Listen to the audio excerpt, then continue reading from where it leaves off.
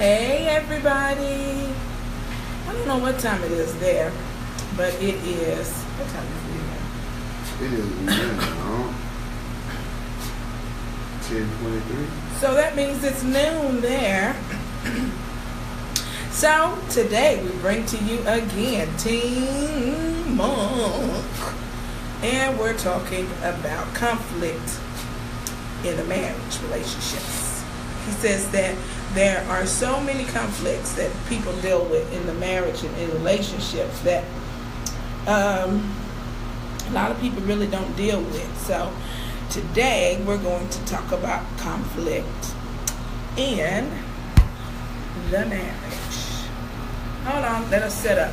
We're going to set up so y'all can see both of us. Okay. Let's get over, man.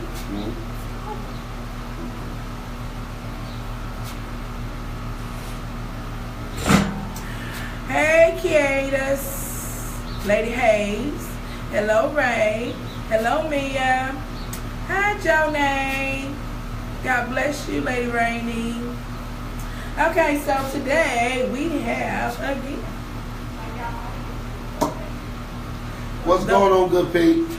The good monk. He's in this place today. Yes, he is. Once again. Good monk. The good monk. Oh. Like I said. Why have you called him good monk? People at Skyline call him big monk. So you call him big monk too. He is not at Skyline. Okay? He's right here. I call him Big Daddy. How about that? Is that all right? Yeah, that's all right there. All right, y'all. So today we're talking about conflict. Conflict in the marriage and in relationships. Okay? Thank you. Thank you. Okay, so honey, I'm going to let you start it out. Well, first of all, how's everybody doing? I'm not the one that reads the things that's going up the deal there because I can't multitask like that. But anyway, I think that marriage, relationships, whether they be platonic, whether they be intimate, whether it be lawful, I think one of the main entities that we all deal in is conflict.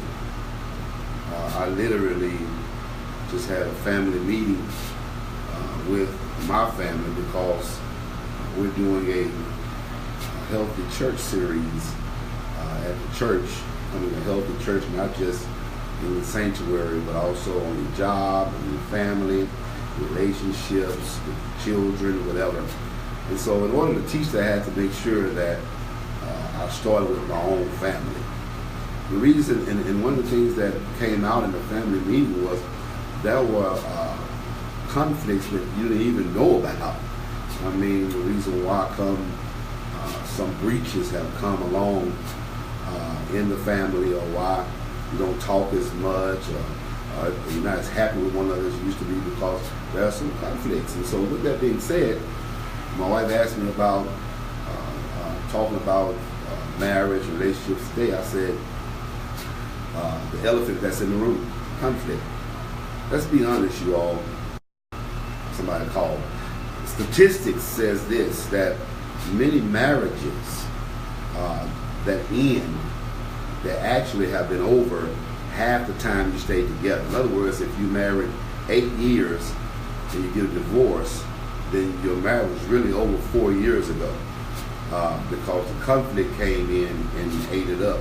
And the only reason why half of us to stay together is because of our investment in one another. But I want to say this here, and I'll let you talk some more. But conflict usually arouses out of our differences of thought process, how you digest things, or how you perceive things, because perception is only in the eye of the perceiver. And sometimes perception can be greater than reality. One of the things that I've always dealt with as being a young child for such a long time, is that what may be important to others may not be important to me. What may be important to me may not be important to others, and because I thought what was important to me should be of value, then that caused conflict. And I'm the type of person, I don't have to outwardly express to you that I have an issue with you, meaning that I don't have to talk about it, or I don't want to talk about it, but my actions is going to start to show that I really don't do you no more. I start to change in some areas. I'm cordial, I'm not going to mistreat you or whatever, because conflict is not being mad. Let's get that first of all. Conflict is not being mad. Conflict is not having a blowout, big bang out argument or fight or whatever. But conflict is when you just don't agree and you feel like that what my wife has a hotline here. But what you feel like you're not agreeing about, you feel like the other person does not understand, and so now you get quiet. But then what starts to happen is your interaction starts to change. Right. And over time, watch this right here. Over time, you get layers of conflict, right? And now you don't like the person anymore, right? Okay.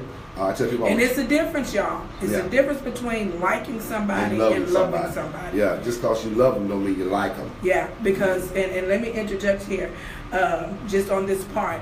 One day, and my husband and I will be married for 6 years come Saturday. But even within the first 3 years, we just had a lot of stuff that just was not, it wasn't balancing.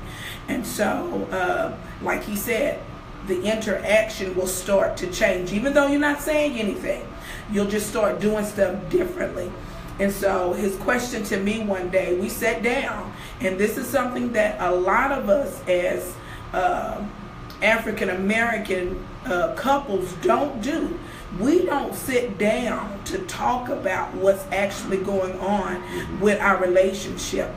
And so he says to me, he says, let's talk. He said, and that's another thing, men don't normally say let's talk.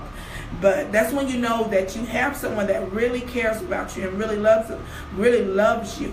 So he sat me down, he said, let's talk. He said, now, I have no doubt in my mind that you love me. He said, but I want to ask you a question. Do you like me? And so when he asked me that question, I almost became offensive, because I'm saying to myself, I'm actually not comparing the two. I'm putting both of them in the same realm, if you will. And I was like, how could you even ask me something like that? I love you. And he said, no, that's not what I'm asking you. I know you love me, but my question is, do you like me? And so when I sat and I listened to what he was saying, he said, because love will hide multitudes of faults. But when you like somebody, that means they don't tax you.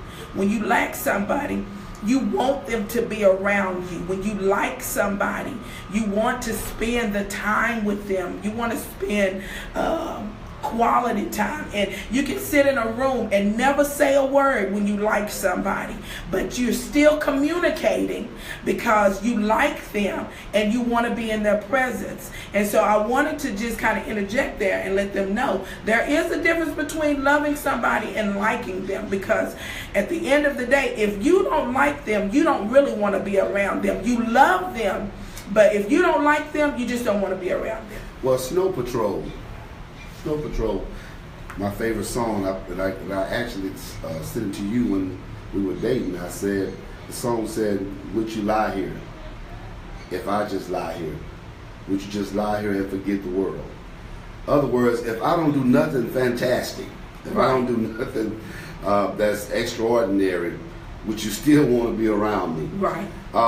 Conflict. I want to help somebody with this here.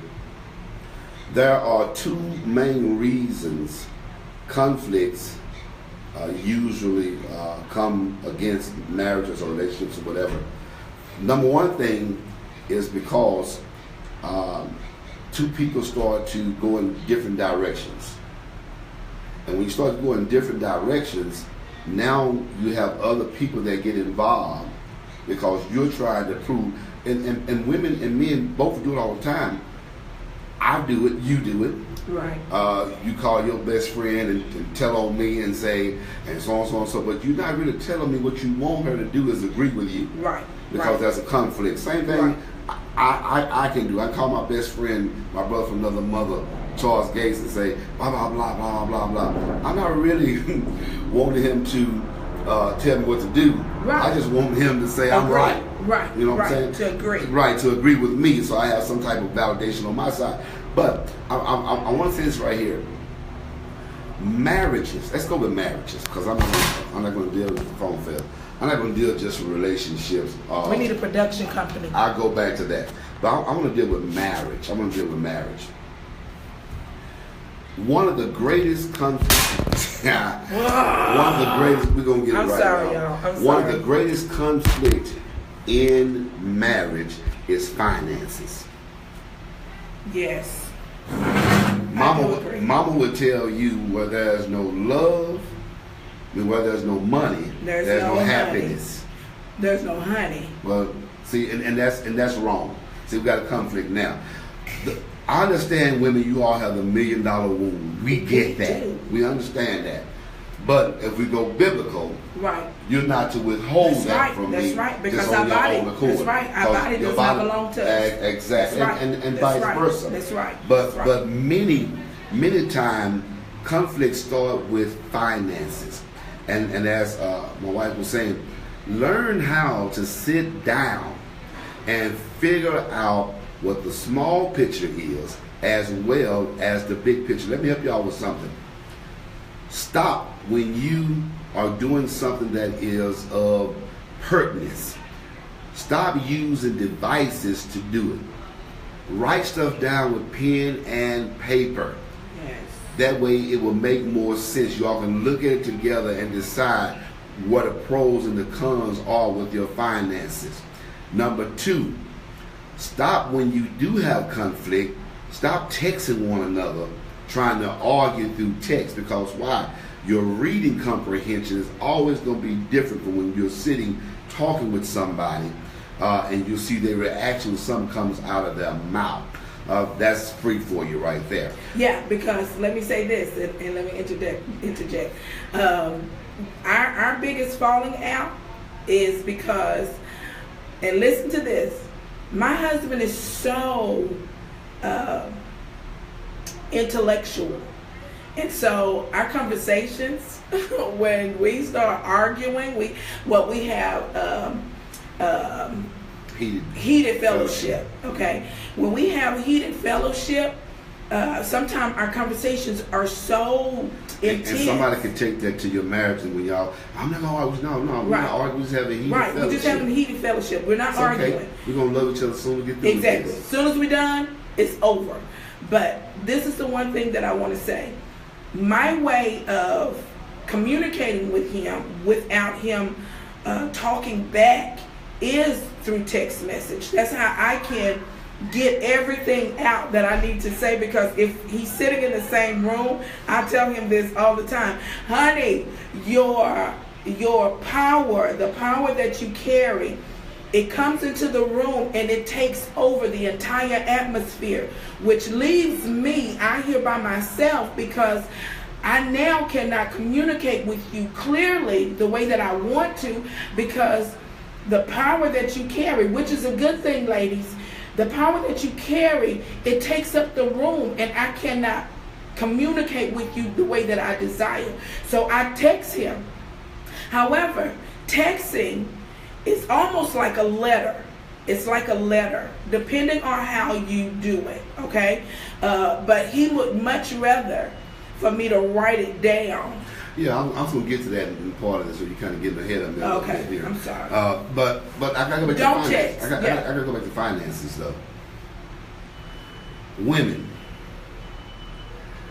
do not put your male companion, I'm not going to just say marriage, whatever, don't put us in a position that you know we're not really able to carry out. Right. For instance, tell them what a for instance is. Well, for instance, like if you say, well, I want to go on the cruise because my girlfriend and her husband are going. Right. You already know we're barely taking care of what we have here at the house. Right. Okay? Because I love you, I'm gonna do my best to make sure we on that cruise. If you're a real man. Right. But what happens is when we get back and the rent is due, the eviction notice is on the door, and also her, now you want to be mad at me and Right. upset at me because you feel like I need to do something about it.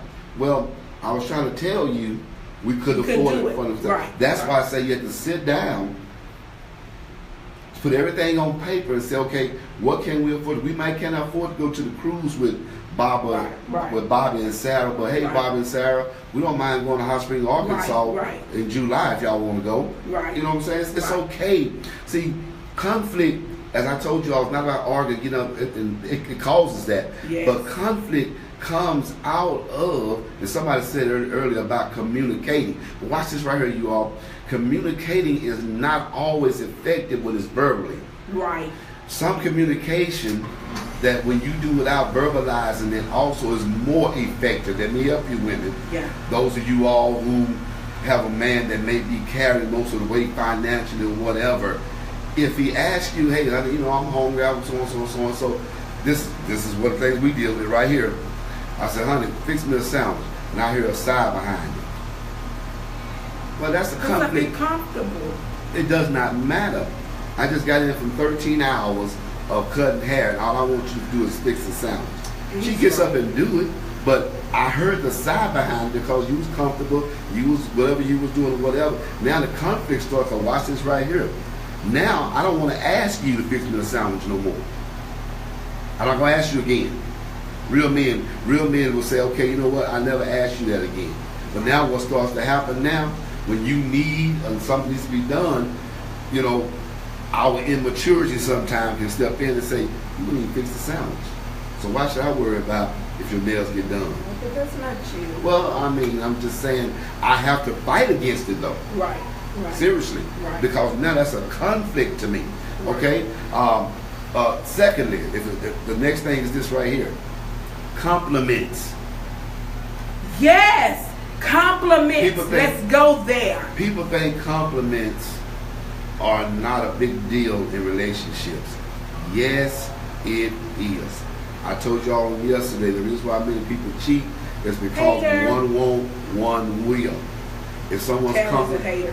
What Tara come by? said ew. Nah. She's a hater. Tara, just enjoy the new house. and the conflict is if Gates dinner ain't ready when he come home, that's a conflict. You got a brand new customized house. He needs the sandwich on the table. Have the sandwich on the table. We keep talking, Tara. Anyway, seriously, compliment. Yes. I'm not talking about how good you look, how fine you are, whatever, but compliments in other areas. I mean, if they do something that you would expect them to do, I appreciate that. That was really nice of you, this and that. Because if I do things and you never say nothing about it, like my wife don't shop. I buy all her clothes. I thank God when Jonay got out of college started making clothes because that made it easier on me. But if she never said, oh, honey, this is nice, even if she don't like it, oh, honey, this is nice, so and so, so and so and so, then that's a conflict to me because now what starts to happen is I start going to the store, watch this, buying clothing for myself. I like to shop. Buying clothing for myself, and I ain't bringing you nothing home, then I'm coming home with bags for me and nothing for you. Now we got the conflict. Now you want to know why I don't bring you nothing. Well, you didn't appreciate when I brought you last thing. I'm trying to tell you all, 1,000,000 ant bites kills an elephant. That's what conflict comes out of, is the 1,000,000 ant bites. You think that an ant bite can't kill an elephant? Yes, it will, when there's thousands and thousands and millions of them all the time. And in marriage and relationships, that's what we have, is little ant bites that we think is not a big deal. Right. But if they keep biting me too much, I'm going to die. Yeah. And so my feelings for you going to die. Yeah. My Concern. Yeah, my concern. Thank you. Yeah. My caring for you is going to die. Yeah. Yeah, I may still be there. I may still be in the same household with you. But at the end of the day, I told my wife one time, we got in a very heated argument about 3 or 4 years ago. I can't remember what it was. But I remember saying this statement here. I said, I'm trying not to get to where I don't care. Because I know I can. Being an only child again, the conflict comes in. And that's when I asked her, let's sit down and have a meeting. Do you like me? Because just loving me is not enough. Do you like me? In other words, that when you're around me, are you glad to see me coming? Or you just tolerate me because you stood in front of everybody and said I do? Right. And I do like him. And I do love him. And listen, I mean, everything that he's saying, everything that we're talking about, we're not talking about what we heard. We're not talking about other people's marriages. We're talking about what goes on in the monk's house, okay?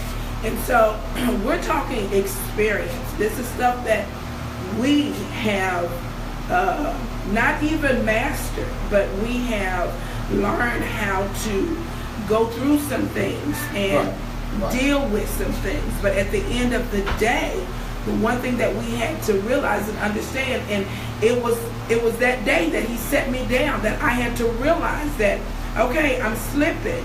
And one thing I don't want to do, I don't want to go back to the old person who messed up all the other relationships. Stop right there, because I got to interject right here. We have to learn. We have to learn. I'll be right back. Okay. Well, she had to go do something else. But we have to learn, you all, from our prior relationships, what we did not do well that brought conflict. Let me help you with this here. My first marriage, and anybody knows my first wife, great woman of God, great woman of faith. I had 2 beautiful children, one's 24, one is 19. I'm in their lives. She and I are great friends. But if someone had taught me how to deal with being a successful young pastor, I was 24 years old when I started out pastoring, a successful young pastor, and how to balance being a family man, being a husband, being a father, then who knows what would have happened. I mean, I love being with my wife now, but I'm saying is conflict caused me to get the first divorce. Right. Not that I didn't like her, not that I didn't love her, but it was the conflict. Watch this right here. Now, going back to what we talked about, making a title of this. Mm-hmm. Conflict now brings the elephant in the room. Yes. Yeah, watch this. The elephant in the room simply meaning it gets to the point to where now, back to that word y'all keep using, now we're not communicating in no way. No way. Not verbally, not intimately, not smiling, not hugging, holding hands. We're not communicating in no way. And so now the relationship starts to get on the decline. Can I help you right quickly here? No man or woman is an island by themselves. Right. You need companionship. Hear me when I say it. You need companionship. You need it. God created man for fellowship. Right. And he is the supernatural being, the Almighty. He needed fellowship. Exactly. So what you have to do is say, okay, I know that I'm going to have people in my life. Now let's get away from marriage. Oh my God. Before you go there, Monica Rainey says, it's hard for me to let someone always have their way. Okay. If someone has to always have their way, then they're not good for you. Always because have their because way. that is a conflict. Once again, I say conflict is not outward. Conflict is inward that becomes outward. Wow. That turns into fights and explosions and big arguments with it. If that person, Monica, always have to have their way, they are selfish and they'll always be by themselves. And vice versa, Monica. Now, also understand, you're saying it's hard for you to let someone always have their way. According to statistics show that if you're going to have a successful marriage, the word compromise has got to be there. Doesn't necessarily mean everything that Tony Monk wants, he gets. It doesn't necessarily mean everything that Vanessa Monk wants, she gets. But what we've learned to do, we've learned how to compromise. We've learned that the things that are important to him, I want to make sure, if I love him, I want to make sure that he gets that. The things that are important to me, he makes sure that I get that. But I'm not going to, and he's not going to, always give me what I want, and I won't always give him what I want, give him what he wants. Well, and that's the way it should be. It's got to be a give and take. It's one of the exercises I use in a marriage counseling. I draw a picture. I draw a picture of a bridge or a walkway, and I put the woman on one side and the man on the other side. And I say, what we do a lot of times is we stand on our side of the bridge, Rainey, and Gates, Tara Gates talking about only child syndrome. We stand on one side and you stand on the other side, and we're hollering, trying to get our point across. When what we need to do is go to the end of the bridge and come together and talk and communicate effectively. Okay? So let me go back to what I was going to say when you interject that about friendships. You cannot have a successful friendship unless you have something that's in common that attracts you to one another. So all friendships start with attraction. You just got to draw the line to where homosexuality and all that stuff comes in there. Yeah. But you are attracted to your best friend. Yes. Whether they're male or female. That's true. It starts with attraction. That's true. Now watch this right here. How can I prove it? Someone who you really are not good friends with can say to you, hey, let's grab something to eat. And you'll say to them, oh, you know what? I got to do so-and-so, so-and-so. I got to do this, blah, blah, blah. But I'll get with you. We'll see. You never call. But that friend that you like, that you're attracted to, they can say, hey, let's go to somebody. You don't even have a whole lot of money. Man, I ain't got much money, but I go with you. Let's go. I get something off the dollar menu, or I get something off the appetizer menu, or whatever. The point I'm trying to make is this right here. Friendships, not talking about marriage now, because I'm going to go back to them, I'm going to tie it in. Friendships have to be founded on, watch this word right here, founded on like. I have to like you. You have to like me. That's first and foremost. Yeah. All the trust, the loyalty, whatever, everything starts with That like. word. I know it's simple. I know it wasn't deep. I thought I was going to say something real deep. But if I don't like you, then I'm not going to trust you. I'm not going to be loyal. I'm not going to care about if you trust me. I'm not going to be loyal to you. I have to like you. Like then turns into loving you. Exactly. Okay? So let me say this right here. You all, when you are dealing with people and they're your friends or whatever, ask them the question and ask them to be honest. Do you like me? Yeah. Because I need to know that. Because if you don't like me, then this relationship here is going to just be an associate. You're just an associate of mine. And Or one-sided. right. And you got it right there. On one side. Yeah, because the simple fact of it is that if I'm liking you, LaBelle Butler. I was just going to say, Jesus The preacher machine, LaBelle Butler, said these words. What's up, little bro? When we were down there with him in Shreveport. He introduced the preacher. He said, he's my best friend, even if he's not mine. That's what he said. Blew me away. That's what he said. That's I what was he like, said. wow, that's kind of, that's what strong. he said. But and what, we're talking about a strong alpha male. yeah, he's alpha male, and the other one is alpha male The too. other one is an alpha male too. But, exactly. But when he said that, I understood what he meant. He says, I like this guy. Yeah. And so therefore he can depend on me. I'm going to be larger, and whether he likes me or not. But what happens, all he was trying to say is, my friendship, my relationship, the reason why I invite this guy to preach is because I like him. Exactly. Simple as that. Huh? If you don't like somebody, then all that's going to happen is eventually conflict is going to start, because why? It's going to come to the point where you're going to stop being cordial, and conflict, the elephant is going to get in the room. Huh? Don't get in the room. Now you're going to decline the phone calls because you really don't want to talk to them.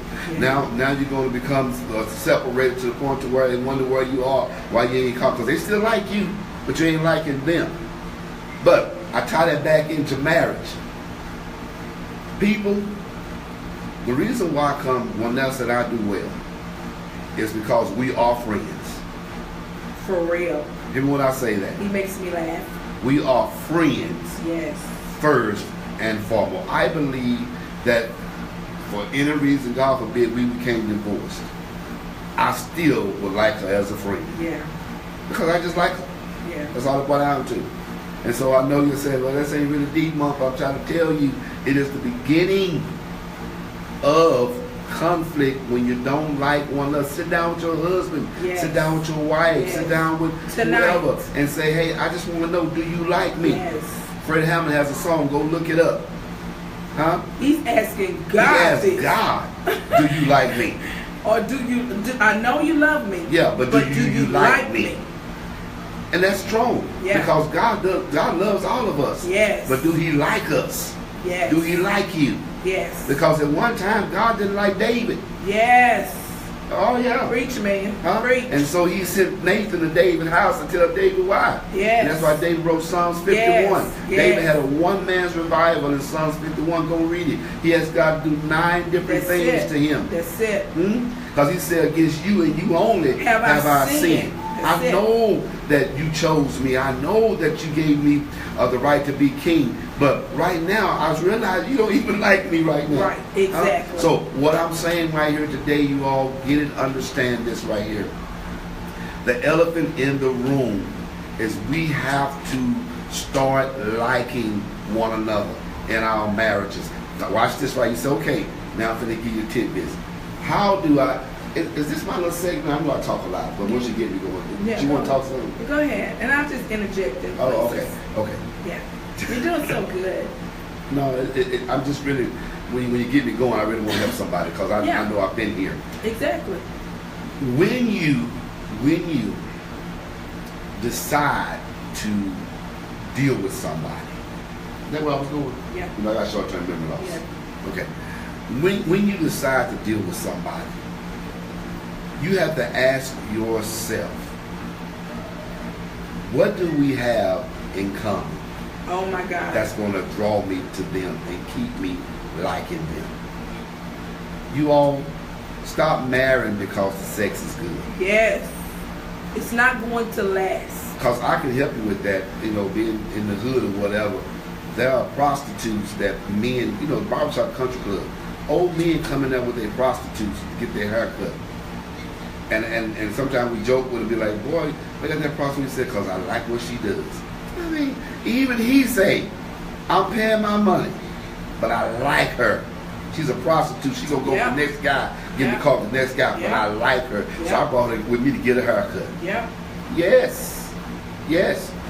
But you have to decide before you say I do, before you start palling around with somebody, dating, whatever, do you really like them? And I'm not talking about like them for as your sexual desire or your preference of how someone should look. No, like. Yeah. Listen to the conversation. Yes. Watch their mannerisms. Yes. See how quickly they can change. Because of the things that are put in food now, we deal with bipolarism more than ever now. Huh? More people are ADD now, ADHD now. So you're going to figure out if that person can be liked. Stop right there. Okay, with that being said, my husband said these words to me before we got married. He said, I had to make a decision if I wanted to deal with your sometiminess for the rest of my life. Yes.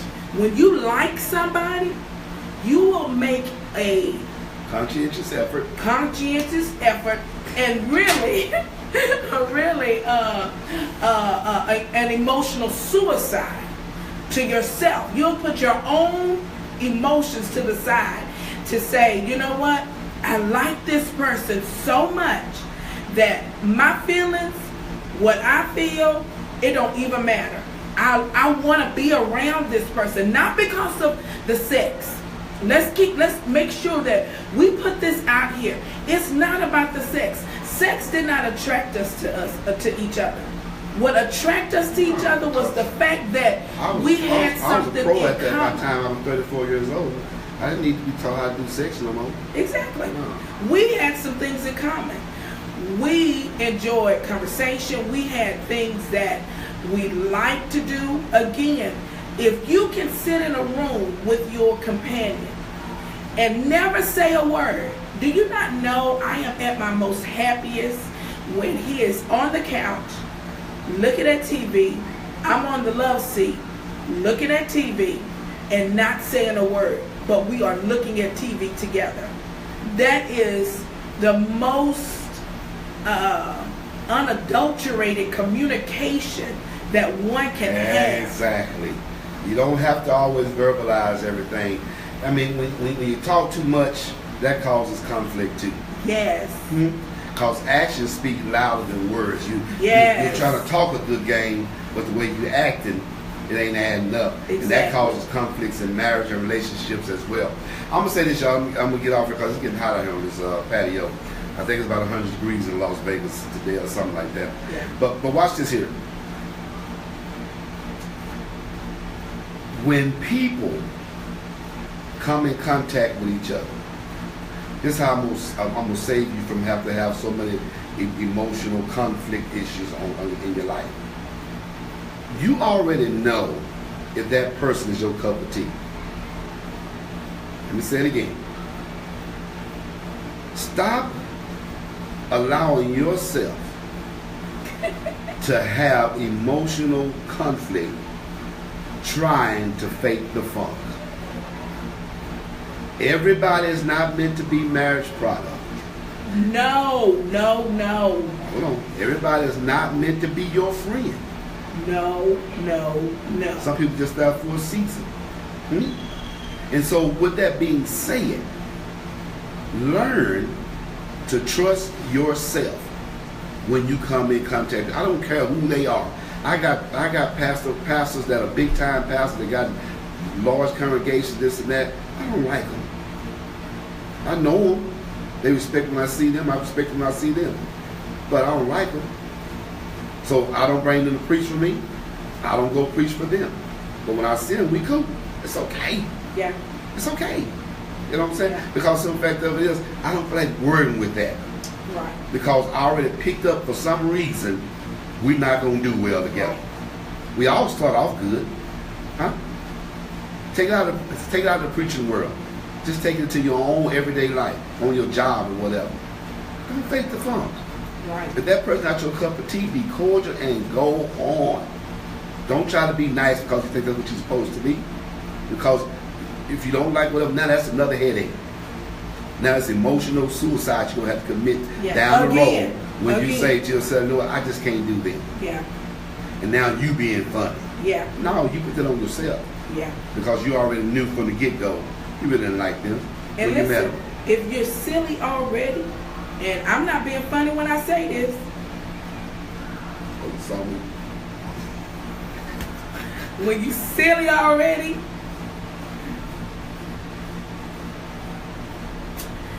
silliness.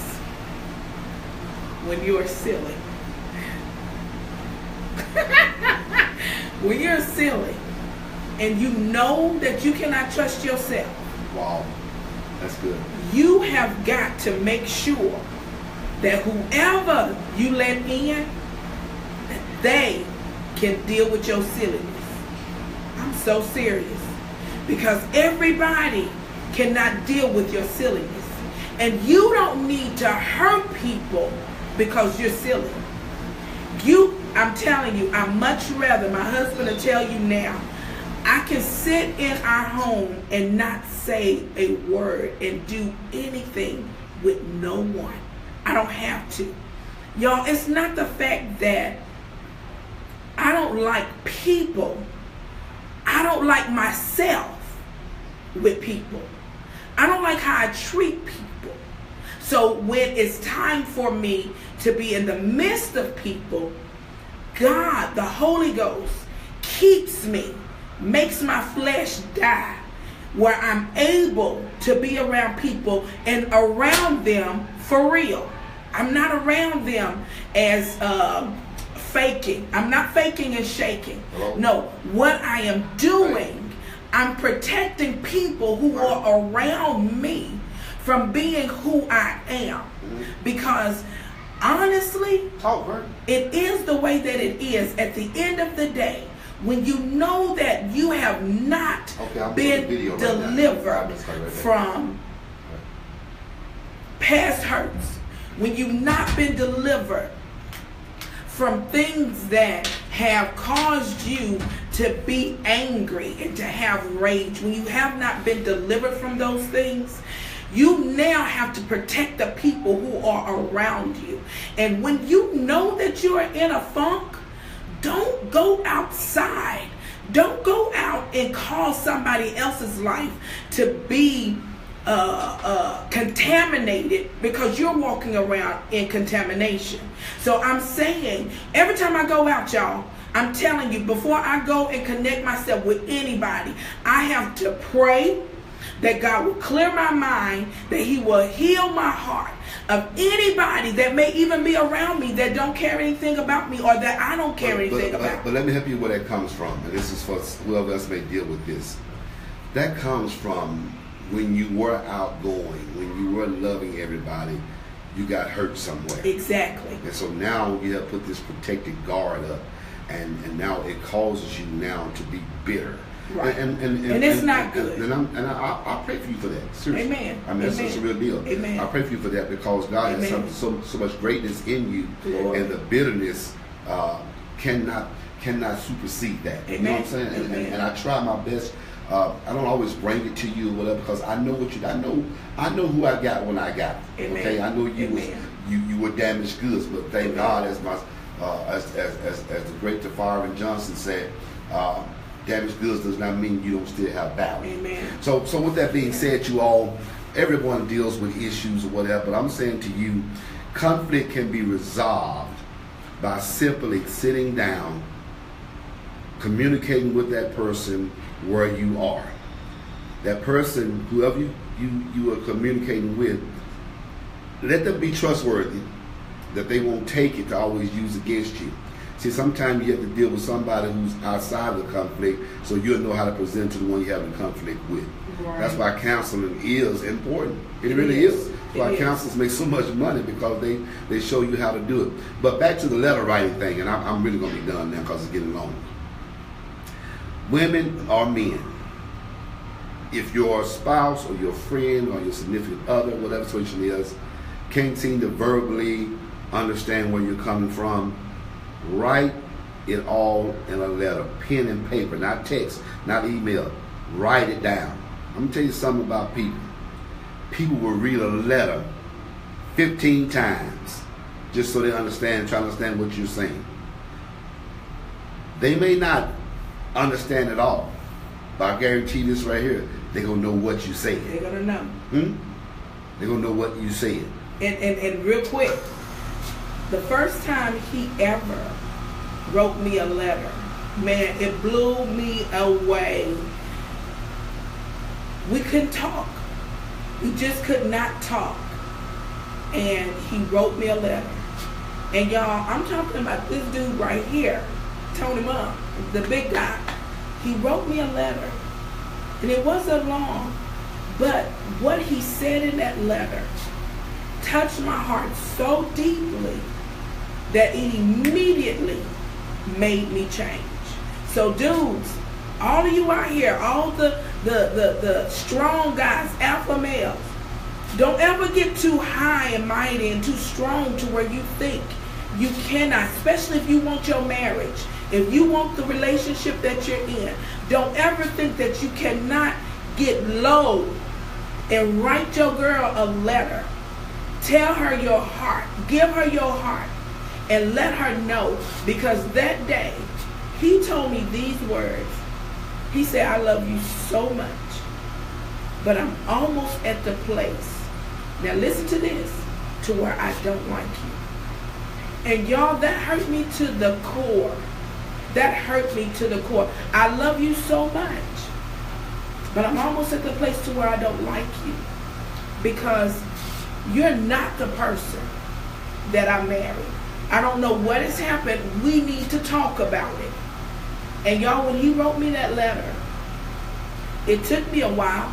And listen, don't let pride, do not let pride kill your marriage. Because I should have immediately responded. But pride stood up and said, not now. He don't need to know this now. No, this dude was hurting at that moment. Yeah, definitely. And because he was hurting, if I would have immediately responded, I would have helped him quicker. But I waited. I waited a couple of hours, maybe by the end of the evening. And then I had a smirk on my face when I was talking. I remember it as if it was yesterday. Y'all, women, men have feelings too. Yes. The elephant in the room doesn't necessarily mean you brought it or he brought it. No, the elephant in the room could just very, very well mean it's an issue he has with you. And to keep from hurting your feelings, he'll hurt.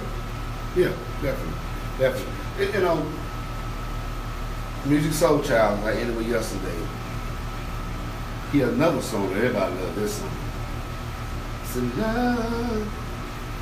So many things I got to tell you, but I'm afraid I don't know how.